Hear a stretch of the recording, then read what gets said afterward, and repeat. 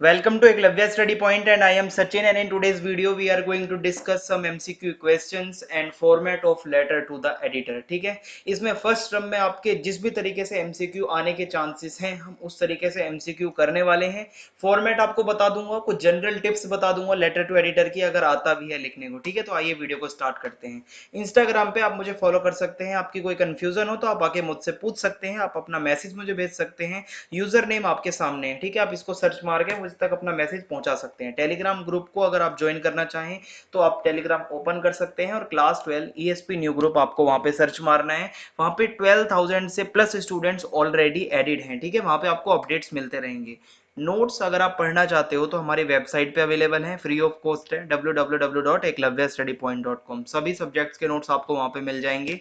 और मैंने इंग्लिश का पूरा कोर्स फ्री ऑफ कॉस्ट आपको यूट्यूब पे करवा के दे रखा है। ठीक है, A to Z बढ़िया तरीके से बेस्ट नोट्स जो आपके बोर्ड एग्जाम्स के लिए हो सकते हैं मैंने आपको पढ़ाया है। आप इन सभी वीडियोस को जरूर देखना जाके, क्योंकि सिर्फ MCQs से काम नहीं चलेगा, आपको चैप्टर की एक्सप्लेनेशन भी पता होनी चाहिए। ठीक है, डिस्क्रिप्शन में लिंक मिल जाएगा, आप जाके देख सकते हैं। चैप्टर्स के MCQs भी मैंने करवा रखे हैं आपके फर्स्ट टर्म के लिए एकदम लेटेस्ट, आप उनको भी जरूर देखें जाके। ठीक है, और लेटर टू एडिटर की एक डिटेल्ड वीडियो भी मैंने बना रखी है, जहां पे मैंने आपको कुछ ऐसी लाइनें बताई हैं जो किस भी तरीके का लेटर टू एडिटर आता है, चाहे टॉपिक कोई भी हो, आप उस टॉपिक को आराम से लिख लोगे। ठीक है, तो इस वीडियो को भी आप मिस मत करना, सभी के लिंक आपको डिस्क्रिप्शन में दे दिए जाएंगे। आज का हमारा फर्स्ट क्वेश्चन है, a formal letter should be dash to have the desired effect on the recipient. ठीक है, इसका जो सही आंसर है अब आपको बताना है क्या हो सकता है। तो अगर हम बात करें रेसिपिएंट की, ठीक है, तो यहाँ पे एक तो देखो, ऑप्शन ए है in proper format, option B grammatically correct, option C relevant, और ऑप्शन डी है ऑल दीज। ठीक है, तो यहाँ पे जो सही आंसर होगा वो होगा कि एक प्रॉपर फॉर्मेट में भी होना चाहिए फॉर्मल लेटर, ग्रामेटिकली करेक्ट होना चाहिए, और वो रेलेवेंट भी होना चाहिए, उसमें इरेलेवेंट इंफॉर्मेशन नहीं होनी चाहिए। Next question is how to end the main body of a formal letter. ठीक है, by telling the recipient what he should be doing next, या by showing love, या by discussing whether, या none। तो अगर हम बात करें लेटर के एंडिंग की, ठीक है, और ये जो मेन बॉडी होती है इसके एंडिंग की, ठीक है, तो इसमें by telling the recipient what he should be doing next, ठीक है, ये इसका सही आंसर होगा option A. What would you write in the opening part of a formal letter? ठीक है, ओपनिंग पार्ट में asking about health, ठीक है, या asking about family, या informing about purpose और writing द लेटर। ठीक है, purpose of writing the letter. ठीक है, यहाँ पे थोड़ी सी टाइपिंग मिस्टेक थी, या नन। तो अगर हम बात करें ओपनिंग की, जब भी हम फॉर्मल लेटर को लिखना स्टार्ट करते हैं तो उसके ओपनिंग में हमें अपना पर्पज, यानी कि हम क्यों लिख रहे हैं, इन्फॉर्म करना पड़ता है कि हम किस लिए इस लेटर को लिख रहे हैं। ठीक है, ये बताना बहुत जरूरी होता है, इसलिए ऑप्शन सी यहाँ पे करेक्ट हो जाएगा। हम कोई भी फॉर्मल लेटर में ओपनिंग करते हुए उसकी अपनी हेल्थ के बारे में नहीं बताते हैं या किसी से पूछते हैं, ना हम फैमिली के बारे में पूछते हैं, हम पर्पस बताते हैं अपना लिखने का लेटर। ठीक है, अगला क्वेश्चन है, the key point of a formal letter is written in which part of a formal letter. देखो, जो मेन जो आइडिया होता है, जो सेंट्रल आइडिया पूरे लेटर का जो की पॉइंट है वो कौन से पार्ट में होता है, इंट्रोडक्शन में, हेडिंग में, सब्जेक्ट में, या बॉडी में। तो काफी आसान सा क्वेश्चन था, बॉडी जो होती है लेटर की उसमें ही सारा जो है मेन चीज जो होती है उसमें होती है। What is the accurate representation to show the purpose of a letter? ठीक है, इसमें ऑप्शन ए है प्लीज नोट फॉर्मल नोटिस, या अटेंशन फॉर्मल नोटिस, या सब्जेक्ट फॉर्मल नोटिस, या अनाउंसमेंट फॉर्मल नोटिस। तो इसका सही आंसर जो है हो जाएगा ऑप्शन सी, यानी कि सब्जेक्ट फॉर्मल नोटिस। अगला क्वेश्चन है, which of the following is a characteristic of the block format of a formal letter? अगर हम बात करें कैरेक्टरिस्टिक की, ठीक है, जो एक ब्लॉक फॉर्मेट होता है किसी भी फॉर्मल लेटर का, ऑप्शन ए है देयर इज नो इंडेंटेशन। ठीक है, जो आप ये पैराग्राफ लिखते टाइम थोड़ा सा आप स्पेस छोड़ के फिर आगे लिखना शुरू करते हो, या ये ना होना, ठीक है, नो इंडेंटेशन, या use of punctuation marks is dispensed within the block format, या फिर each block begins with margin on left hand side, या all। तो इसमें सही आंसर हो जाएगा ये जो है, मतलब सारी ही चीजें सही लिखी हुई हैं, बिल्कुल एकदम सही है फॉर्मल लेटर के बारे में। ठीक है, अगला क्वेश्चन है, what is the correct way to write the subscription in a formal letter? Yours truly, your truly, you truly, या नन।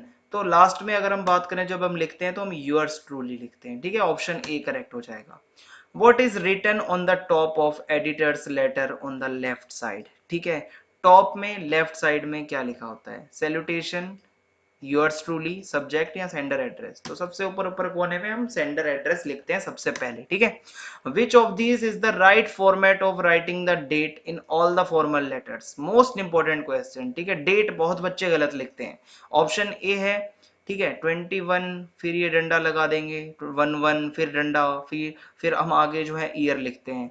उसके बाद है 21, फिर ये लगा देंगे 11, फिर ये, ठीक है, फिर 2021, फिर उसके बाद है नवंबर 21, फिर कॉमा 2021। तो ये वाली जो है फॉर्मेट एकदम सही फॉर्मेट है ये, नवंबर 21 फिर कॉमा लगा के 2021, ठीक है। ये डंडा लगाना और ये हाइफन लगा के आप मत लिखना कोई भी फॉर्मेट कहीं भी डेट का। The subject of letter to editor should be dash, जो सब्जेक्ट होता है long, irrelevant, brief and relevant या नन। तो जब हम सब्जेक्ट लिखते हैं, ठीक है, सब्जेक्ट, तो वो क्या लंबा होना चाहिए या वो इरिलेवेंट होना चाहिए? नहीं, वो ब्रीफ होना चाहिए और रेलेवेंट होना चाहिए, ठीक है, कम से कम शब्दों में। Which of these is the most suitable salutation of a letter to the editor? Most suitable जब हम सैल्यूटेशन देते हैं किसी को, डियर सर लिख के शुरू करें, डियर मैडम लिख के शुरू करें, या मिस्टर सर या मिसेस मैडम, मिस्टर एडिटर या मिसिस एडिटर या नन? तो बात करें अगर सैल्यूटेशन की तो डियर सर या डियर मैडम, रेस्पेक्टेड सर या रेस्पेक्टेड मैडम करके हम इसको शुरू कर सकते हैं। ऑप्शन ए सही होगा। Which of the following statements is incorrect about letter to editor? Incorrect statement कौन सी है? Must be in formal language, ठीक है, must be complete in all respects, ठीक है, मस्ट बी रिलेवेंट इंफॉर्मेशन, ये भी सही है, मस्ट बी इनफॉर्मल, ये गलत है, ठीक है। ये फॉर्मल लैंग्वेज में लिखा जाता है लेटर टू एडिटर, ये इनफॉर्मल नहीं होता। ऑप्शन डी सही हो जाएगा।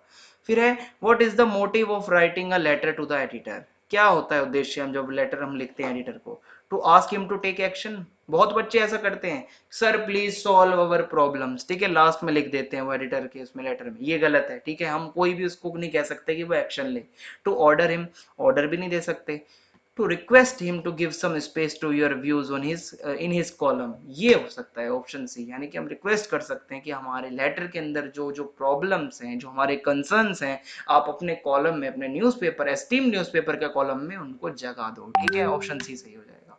अगला क्वेश्चन है, which of the following is a not a part of a letter to editor? Date, subject, salutation या फोटो? तो डेट भी होती है लेटर में, सब्जेक्ट भी होता है, सैल्यूटेशन भी होती है, पर फोटो नहीं होता, ठीक है। ऑप्शन डी सही हो जाएगा। Where is receiver's address written?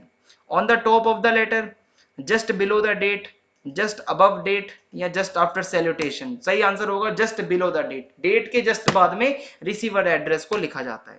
Which of the following are the features of letter to editor?